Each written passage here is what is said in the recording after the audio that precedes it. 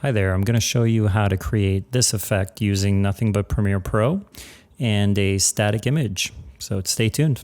All right, so here's the first thing I did. I visited a site called Pexels, and Pexels is a stock photography website. You can also get some videos in there. And I just typed up lines and it came up with this image that I liked. So I just clicked on free download, downloaded it, and now I'm going to bring that into my timeline or my project. So here we go, it's in the project, and I'm just going to drag and drop it inside my timeline.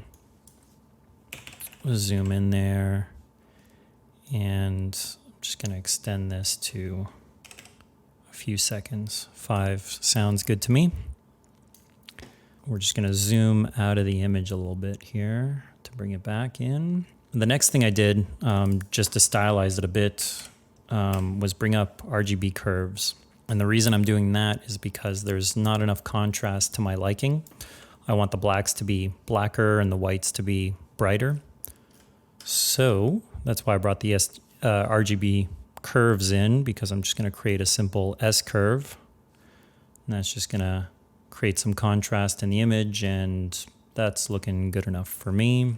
The second effect that I want to bring in is Turbulent Displace. What that's going to do is it's going to warp the image quite a bit, as you can see here. And if you increase the amount, it's just going to warp it even more. I'm going to really warp this thing here. And I'm also going to increase the size. Maybe even more. Now to animate it, I'm just going to go to the beginning of the timeline and click on the stopwatch to activate the keyframe of evolution.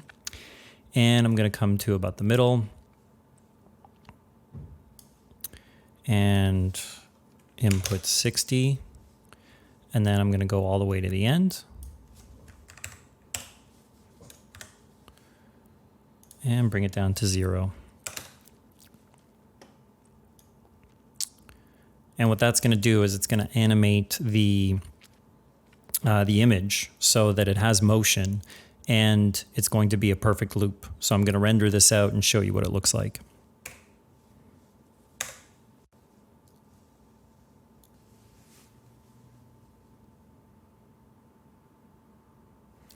So there you go. I'm also going, for the sake of the video, I'm just going to export this animation real quick, just so that I don't have to render it over and over again as I'm adding effects on it. The next effect I'm going to add on top of this is Tint. So I'm just going to type that up into my effects, bring up Tint. And all this is doing is changing my blacks to whatever color I want it to be and changing my white to whatever I want it to be. So I'm just going to go pull those colors. I already had them pre-selected. So I'm going to just go grab my purple, put that in there, and my light blue.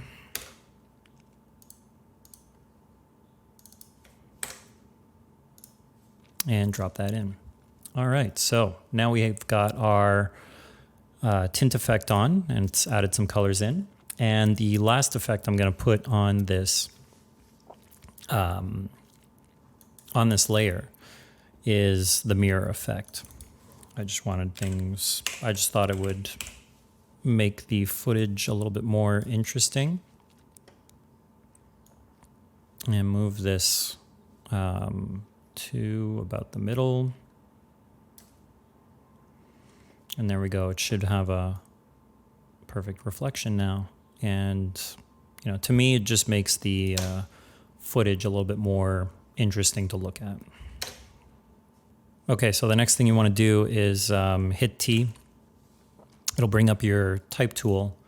And I'm going to go click in here. I'm going to type up LYRIC video effect. And I'm a fan of Nimbus Sans, so I'm going to bring that font up. Maybe change the fill color to black and increase the size. There we go. gonna bring up the cursor again and just move this to the perfect center. Here we go. So right now, as you can see, we're almost there. This is what I showed you guys in the preview, or a little bit of it. And you could just stop there if you wanted to.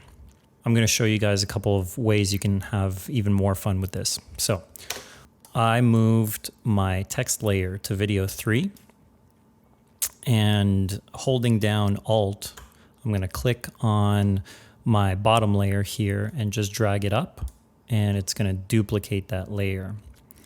And I thought it would be cool to have these lines show up inside of my type, but have it be a different color. So the original color, black and white. And the way I did that was by eliminating the tint. And I'm going to go in here and type up track. And I'm looking for track matte key.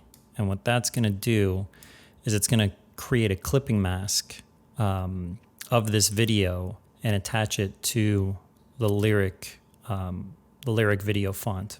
Once you've got track matte key open, go to matte, and where it says none, click video 3.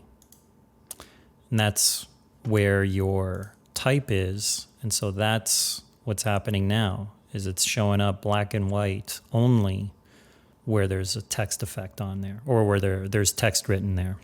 Right click into your project window, and under new item, you're going to click on adjustment layer.